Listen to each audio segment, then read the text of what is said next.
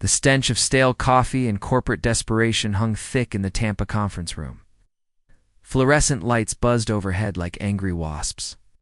The mahogany table stretched endlessly before me. Every seat filled except the cheap plastic chair they'd dragged in from the break room. "Mr. Rodriguez, you'll need to sit there," Sandra Kellerman said, her manicured finger pointing toward the back corner like she was directing a child to time out. The other board members didn't even look up from their phones. 27 years. I'd worked for Kellerman Industries. 27 years of 12-hour days, missed birthdays, and weekend calls. Now they wanted me gone, and they couldn't even give me the dignity of a real chair. I settled into the plastic seat. Ow. My worn Zippo lighter pressing against my ribs through my shirt pocket. The same lighter that had gotten me through 3 tours in Afghanistan. The same one that had clicked nervously in my palm during every corporate meeting for the past decade. Sandra cleared her throat, shuffling papers like she was about to read my death sentence. "Due to recent restructuring, we're eliminating your position effective immediately. Security will escort you out after this meeting." Her voice carried the warmth of a North Dakota winter. "Your final paycheck will reflect 2 weeks severance. We appreciate your service." Service. The word hit me like shrapnel. I'd given them everything, built their logistics department from scratch, streamlined their supply chain until it hummed like a well-oiled M4, saved them millions in waste and inefficiency. And now they were tossing me aside like yesterday's MRE. The other executives nodded along, their faces masks of false sympathy. Jim Patterson, the CFO, actually had the nerve to smile. "Nothing personal, Eddie, just business." He tapped his Mont, blank pen, against his legal pad, the sound echoing through the room like distant artillery fire. I thought about my daughter Maria's college tuition, due next month. About my wife Carmen's medical bills from her cancer treatment last year. About the mortgage on our modest house in Clearwater that suddenly felt like a mountain I couldn't climb. My hands remained steady on my knees, muscle memory from years of combat keeping my emotions locked down tight. "Any questions?" Sandra asked, already gathering her papers. I could hear the distant whir of helicopter rotors through the window, growing louder, getting closer. The sound that had once meant salvation in the mountains of Kandahar now seemed like a cruel joke, but kept my mouth shut and my dignity intact. They had no idea what was coming. The helicopter noise faded as I sat there, but my mind drifted back to another chopper, another lifetime. Summer of 1998, Fort Campbell, Kentucky. I was 22, fresh out of basic, with calloused hands and dreams bigger than my paycheck. Staff Sergeant Williams had pulled me aside after morning PT, sweat still dripping from our faces in the humid Kentucky heat. "Rodriguez, you've got potential," he'd said, his voice carrying the weight of experience. "But potential don't mean jack if you don't know how to use it." He'd handed me a challenge coin, bronze and worn smooth from countless hands. "Supply chain management. Learn it. Live it. It'll serve you better than any weapon." I'd thrown myself into logistics with the same intensity I'd brought to everything else. Studied supply lines like they were scripture. Memorized NATO stock numbers until they rolled off my tongue like prayers. Within 2 years, I was coordinating supply drops for entire battalions, tracking everything, from ammunition to medical supplies across hostile territory. The real test came in 2003, outside Fallujah. Our forward operating base was cut off. Enemy forces blocking the main supply route. Command gave us 72 hours before we'd have to abandon the position. I'd spent 3 days and nights hunched over radio equipment, coordinating with local contractors, bribing truckers, and mapping alternate routes through terrain that would make a mountain goat nervous. When those supply trucks finally rolled through our gates, loaded with everything from water purification tablets to 5.56 ammunition, Colonel Martinez had shaken my hand with tears in his eyes. "You just saved 200 lives, son." That night, I'd clicked my Zippo open and closed. Watching the flame dance in the Iraqi darkness, knowing I'd found my calling, Carmen had been waiting for me when I got back to Fort Campbell. We'd met at a church social before my deployment, and she'd written me letters every single day I was overseas. Her handwriting was small and precise, like her smile. "You're going to do great things, Eddie," she'd whispered the night before I left the army. "Just promise me you'll remember where you came from." I'd promised. And I'd kept that promise, even when Kellerman Industries offered me twice what I was making as a civilian contractor. Even when the corporate world tried to squeeze the soldier out of me. Even when they made me sit in plastic chairs and treated me like I was disposable. But they'd forgotten something important about soldiers. We don't just know how to take orders. We know how to give them, too. The security guard waited by the door, his polyester uniform straining against his gut. He probably thought I was just another middle-aged paper pusher, ready to shuffle out quietly with my cardboard box of personal effects. He was wrong. I stood up slowly, my knees protesting after sitting in that plastic chair, and walked toward my office with measured steps.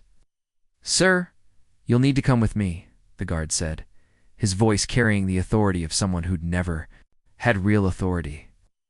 "Give me 5 minutes to pack my things," I replied, not bothering to look at him.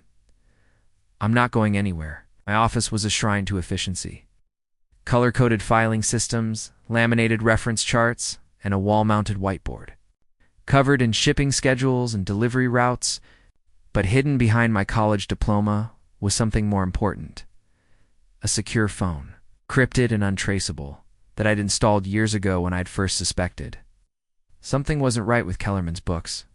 I'd been a logistics officer for 15 years. I knew how to read supply chains like sheet music, and Kellerman's supply chain had been playing all the wrong notes for months. Shipments to non-existent addresses. Purchase orders for equipment that never arrived. Didn't match delivery receipts. The discrepancies were subtle, hidden in the noise of daily operations. But they were there. My fingers moved across the phone's keypad, dialing a number I'd memorized but never used. The line crackled with static before a familiar voice answered. "Phoenix. Base, this is Watchdog 6. Watchdog 6. This is Overlord 7, I said, using my old call sign. "I need to initiate Operation Backtrack." Silence on the other end. Then, Overlord 7, confirm your authentication code. Tango Charlie 779. Grid reference 38 TLN 32456789112. The coordinates for our old FOB outside Kandahar, where it all started. Authentication confirmed. "What's your status?" Glanced at the security guard who was now standing in my doorway, confusion written across his face. "I'm compromised but operational. Target is Kellerman Industries, Tampa, Florida. I have evidence of financial irregularities. Need full workup on Sandra Kellerman and James Patterson, understood. What's your timeline? 48 hours? Maybe less?"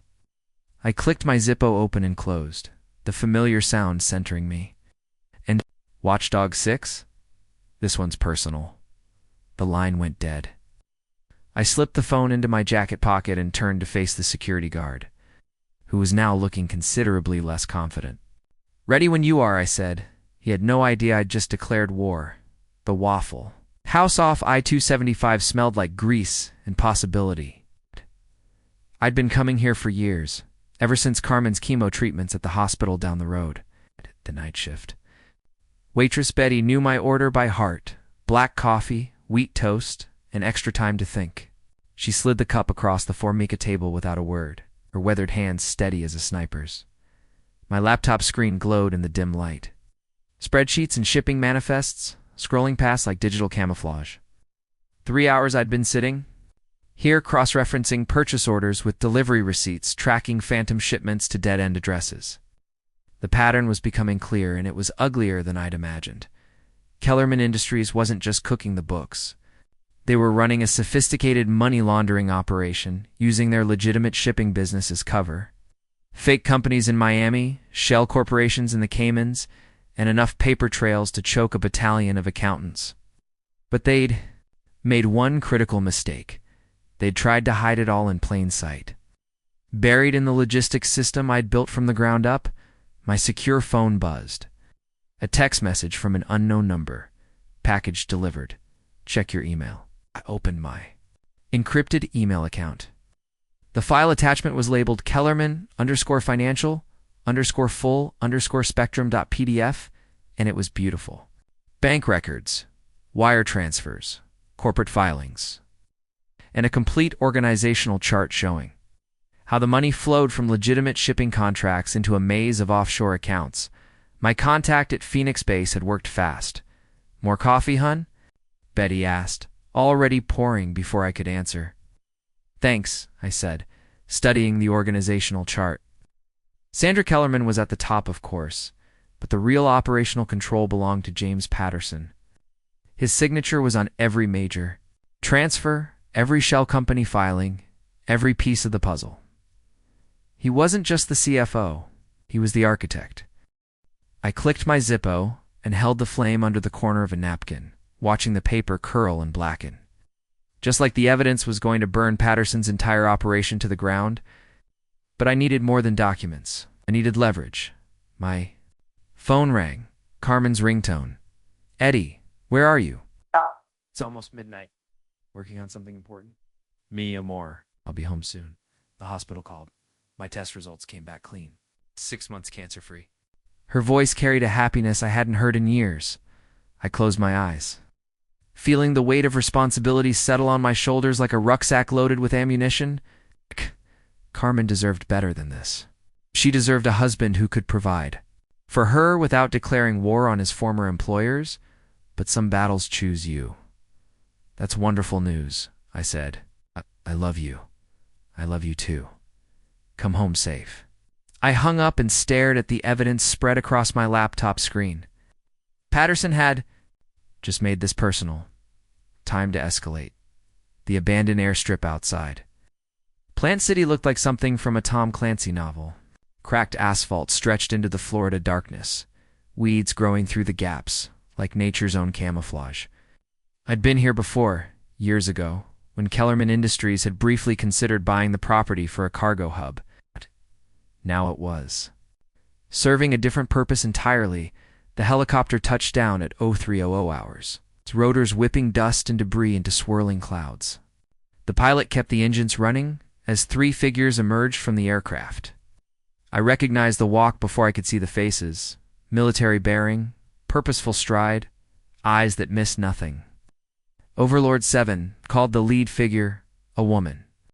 In her 40s, with steel gray hair and the kind of confidence that came from commanding respect in a man's world.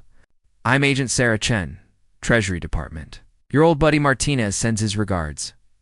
Colonel Martinez, now working financial crimes for the government, apparently. It's the network of veterans looking out for each other never ceased to amaze me.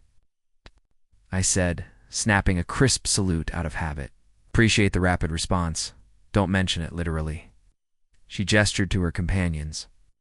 "This is Agent Thompson from the FBI's white-collar division, and Agent Rodriguez no relation from. Turns out Kellerman Industries has been on multiple watch lists for quite some time." Agent Thompson stepped forward, a laptop bag slung over his shoulder. "Your financial intelligence was spotting. We've been tracking similar patterns from Miami to Jacksonville, but we couldn't connect the dots until your report came in." Elmans. "Operation is bigger than we thought." The DA agent, a compact man with a kind of alertness that came from years of dangerous work, pulled out a tablet. "They're not just laundering money. They're moving product.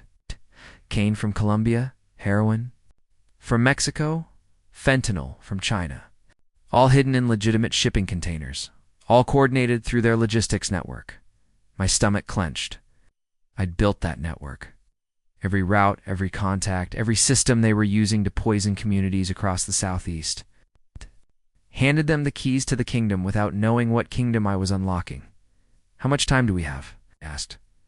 "Not much," Chen replied. "Our sources indicate they're planning to liquidate everything within 48 hours. Clean house.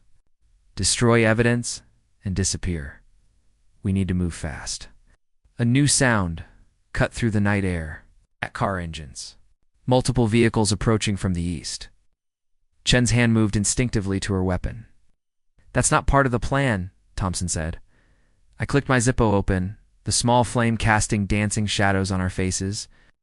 "They found us." Chen grabbed my arm. "We need to go now." But it was too late. The headlights were already cresting the hill, and I could hear the distinctive rumble of heavy SUVs. Professional vehicles? Professional problems? Sir, the helicopter pilot called out. We've got company. I looked at the approaching lights, then back at the agents who'd risked everything to help me. Some battles you fight alone. Others require backup. This one was about to require everything we had. The first shot shattered the helicopter's windshield, sending spiderwebs of glass across the cockpit. Agent Chen tackled me to the cracked asphalt as muzzle flashes erupted. From the approaching vehicles, night air filled with the distinctive crack of high-velocity rounds and the metallic ping of bullets striking aircraft aluminum. Move, move, move, Chen shouted, half dragging me toward a drainage ditch that ran parallel to the runway. Thompson and Rodriguez were already returning fire, their service weapons barking in controlled bursts. The helicopter pilot was slumped. Over his controls, blood spreading across his flight suit. I rolled into the ditch, my knees hitting standing water and broken concrete. The tactical part of my brain cataloged the situation: 4 hostile vehicles, approximately 12 shooters, professional equipment, and we were caught in the open with limited ammunition. In Afghanistan, we'd called this kind of situation a target-rich environment. From the enemy's perspective, who the hell are these people? Thompson yelled over the gunfire. Patterson's cleanup crew, I replied, recognizing the tactical formation. Private military contractors. The kind of people who make problems disappear.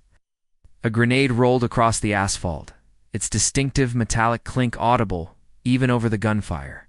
Chen grabbed my shoulder and threw both of us deeper into the ditch, just as the explosion tore through the air where we'd been lying.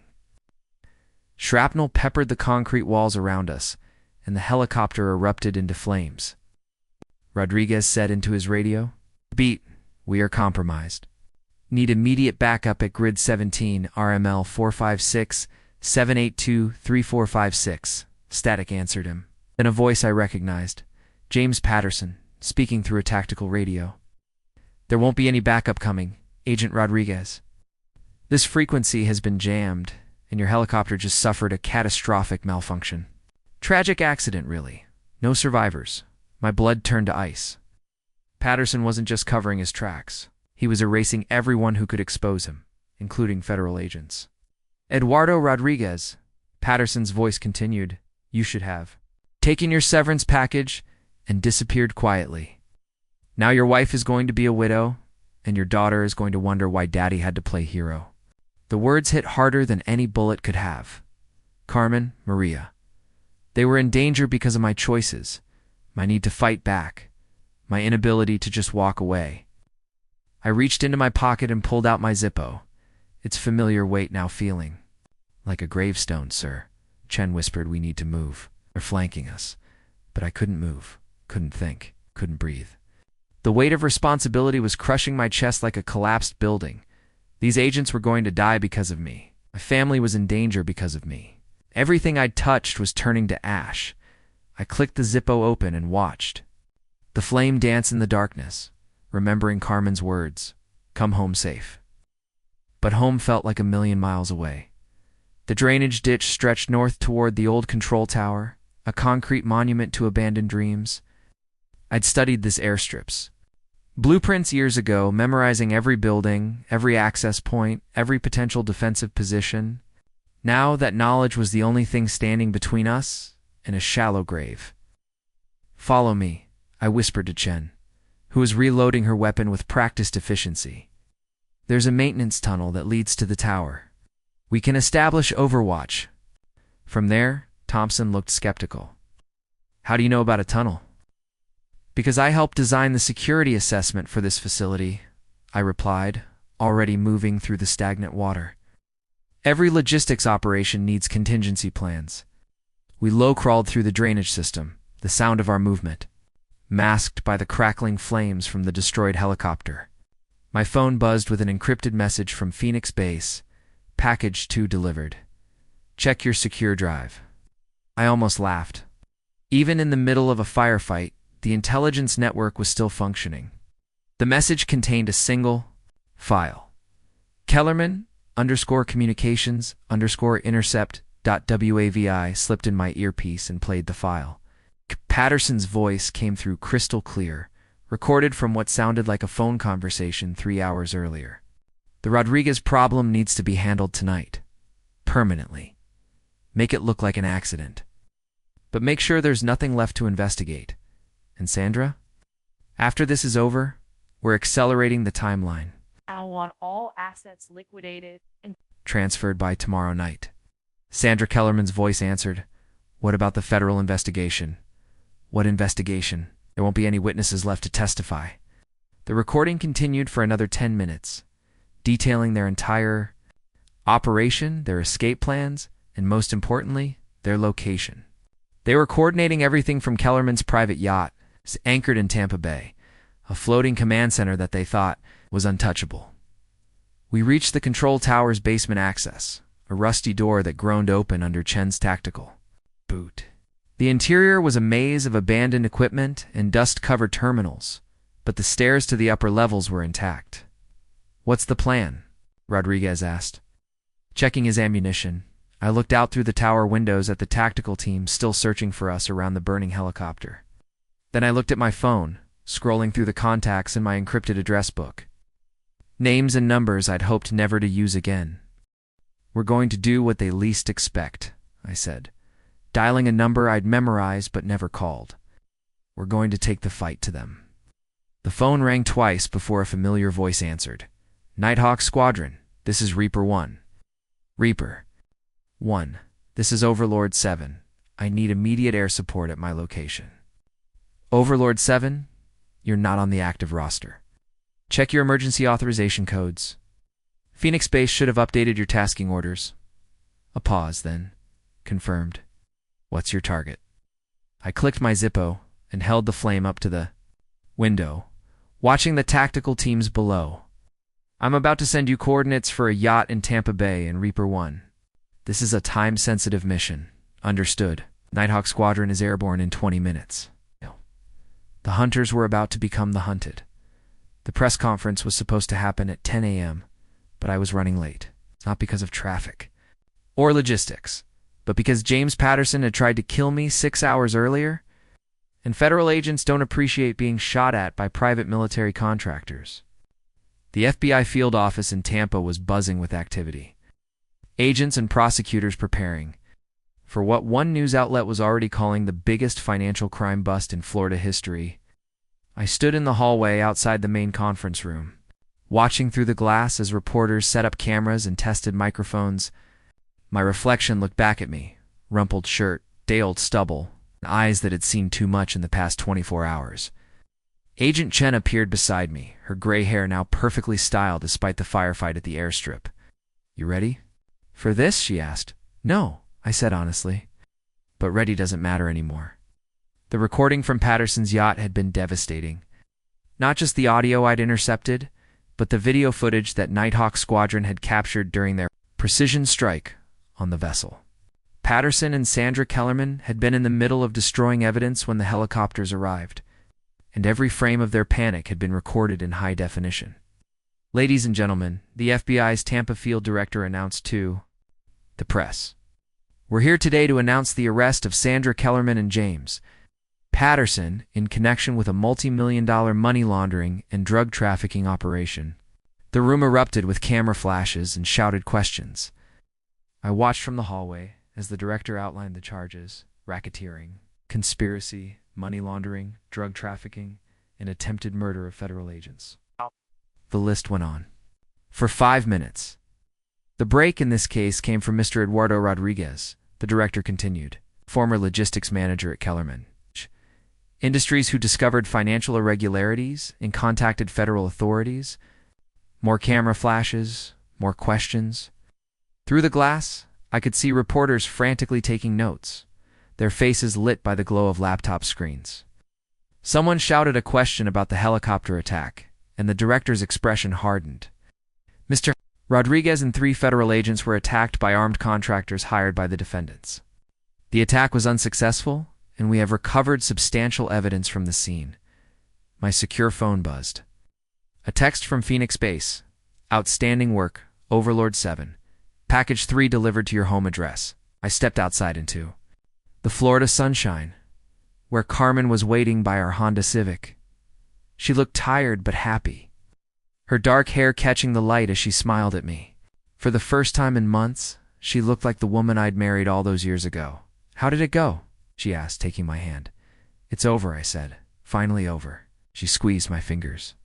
"Good," Maria called. "She wants to know if you're coming to her graduation next month. Wouldn't miss it for the world." As we drove home through the familiar streets of Clearwater, I pulled out my Zippo and clicked it open. The flame danced in the air conditioning, steady and bright. Some battles you fight for country, some you fight for principle. This one I'd fought for family, and I'd won. The federal courthouse in downtown Tampa looked like a fortress, all concrete, and steel rising against the humid morning sky. I'd been here before, years ago, for Carmen's naturalization ceremony. Ow. Today felt different. Today felt like justice. Agent Chen met me at the security checkpoint, her badge gleaming under the fluorescent lights. "The asset forfeiture hearing starts in 30 minutes, she said, guiding me through the metal detector. "Judge Morrison is presiding. He's got a reputation for being thorough." We walked through hallways lined with portraits of federal judges, their stern faces watching over decades of legal proceedings. The courtroom was smaller than I'd expected, with dark wood paneling and the kind of acoustic tiles that made every whisper sound like a shout. Sandra Kellerman sat at the defendant's table, her designer suit wrinkled and her perfect hair showing. Gray roots. The woman who'd made me sit in a plastic chair now looked like she'd aged 10 years in 3 days. Her attorney, a sharp-faced man in an expensive suit, was shuffling through papers with the frantic energy of someone who knew he was losing. James Patterson wasn't there. He was in the federal detention center, recovering from burns he'd suffered when the yacht's evidence destruction system had malfunctioned. The irony wasn't lost on me. The man who'd built his career on making problems disappear had been consumed by his own cleanup operation. "Your Honor," the federal prosecutor began, "the government seeks forfeiture of all assets connected to the defendant's criminal enterprise. This includes real estate, vehicles, bank accounts, and business interests, totaling approximately $1 million. The judge, a thin man with silver hair and reading glasses, reviewed the documents with methodical precision. "Mr. Rodriguez, please approach the bench." I walked forward, my footsteps echoing in the quiet courtroom. The judge looked down at me with eyes that had seen every kind of human failure and triumph. "Mr. Rodriguez, the court understands that you suffered significant financial hardship as a result of the defendant's actions. The government has recommended that you receive compensation from the forfeited assets for lost wages and damages."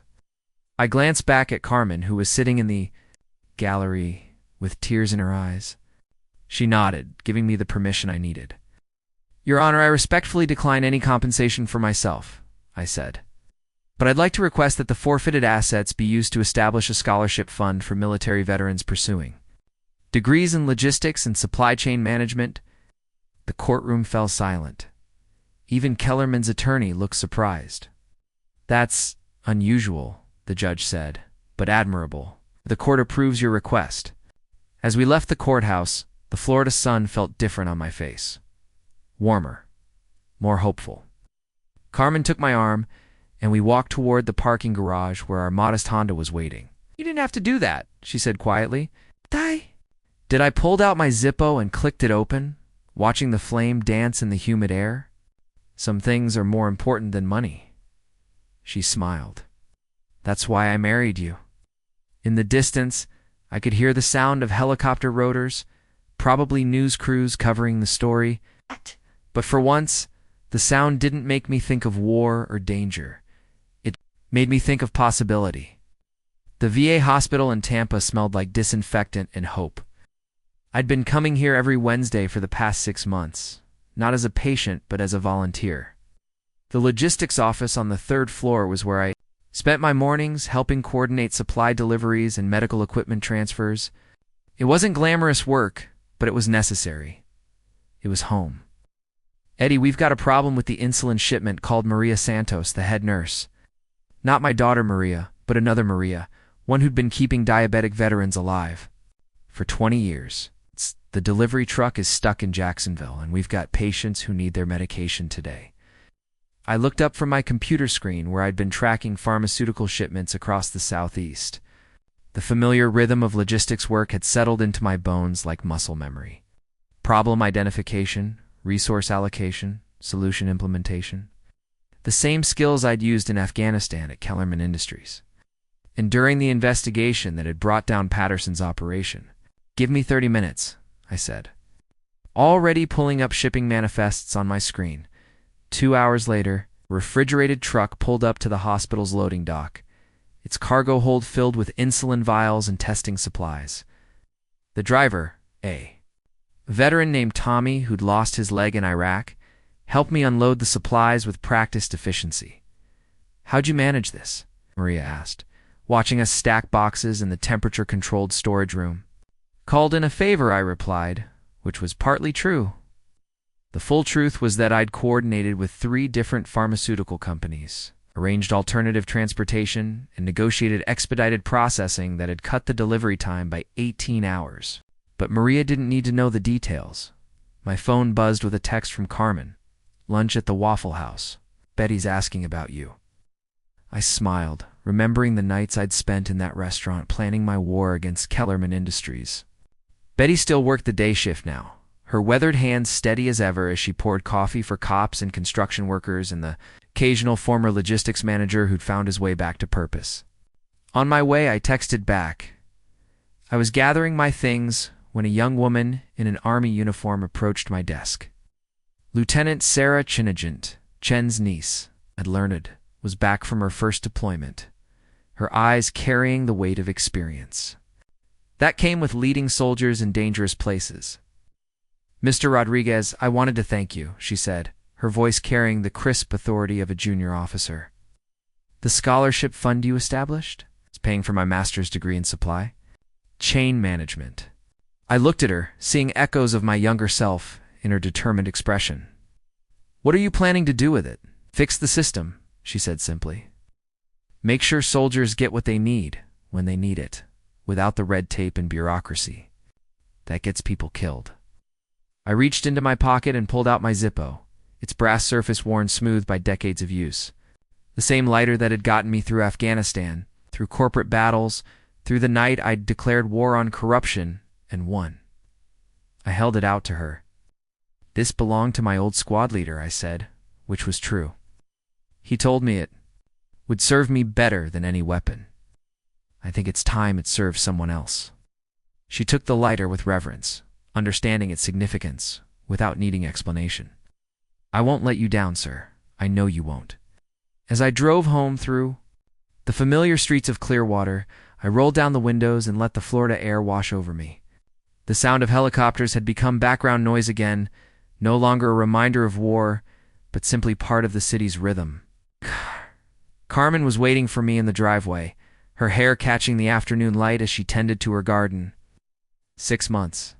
Cancer-free and counting. "How was your day?" she asked, looking up from her tomato plants. "Good," I said, meaning it. "Really good." That night, we sat on our back porch, watching the sun set over Tampa Bay. The water was calm, reflecting the orange and pink sky like a mirror. Somewhere out there, the wreckage of Patterson's yacht was still being processed as evidence, but that felt like ancient history now. "Any regrets?" Carmen asked, her hand finding mine in the growing darkness. I thought about the question, really considered it. The battles I'd fought, the prices I'd paid, the enemies I'd made, and the friends I'd lost. The plastic chair in the conference room that had started it all seemed like a lifetime ago. "No," I said finally. "No regrets." In the distance, a helicopter crossed the evening sky, its navigation lights blinking red and green as it headed toward the hospital, maybe carrying a patient who needed help, or supplies that would save lives, or just another person trying to find their way home. The sound no longer made me think of war. It made me think of hope.